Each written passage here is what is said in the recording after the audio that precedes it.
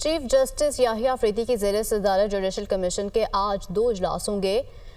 Judicial commission के पहले इजलास में सिंध हाई कोर्ट और पेशावर हाई कोर्ट के जजेस की तकर्री का मामला ज़ेर गौर आएगा, जबकि दूसरे इजलास में जस्टिस शाहिद बिलाल की आइनी बेंच में शमूलियत पर गौर किया जाएगा। गुज़श्ता रोज़ जस्टिस मंसूर अली शाह के जुडिशल कमीशन इजलास मुअख्खर करने के लिए 2 खतूत भी सामने आए थे। मज़ीद क्या डिटेल्स हैं ये बताएंगे हसीब मलिक। हसीब, अपडेट कीजिए।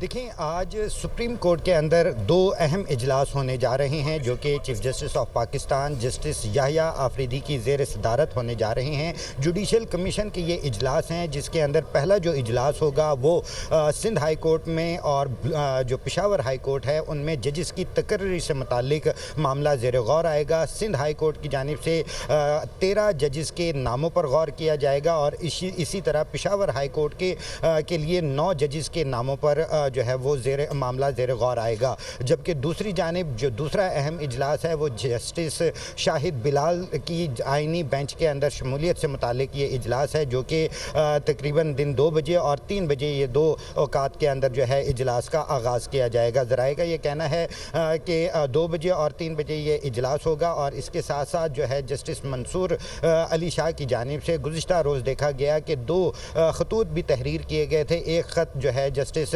याहिया अफरीदी चीफ जस्टिस याहिया अफरीदी को लिखा गया था, जबकि दूसरा ख़त जो है वो जुडिशल कमीशन को लिखा गया था। बेसिकली जो जस्टिस मंसूर अली शाह की जानिब से खतूत लिखे गए थे उसके अंदर बेसिक जो स्टांस इख्तियार किया गया था वो 26वीं आइनी तरमीम से मुतालिक दर्जनों जो दरखास्तें दायर की गई हैं और वो अभी तक ज़ेर अल्तवा हैं, उनको फुल कोर्ट के अंदर जो है वो फ़िक्स करने के लिए जो है वो उसमें तजवीज़ दी गई थी, उसमें मौक़िफ़ इख्तियार किया गया था। और दूसरा जो उनका बेसिक पॉइंट था वो ये था कि अपडेट कर रहे थे। बहुत शुक्रिया आपका।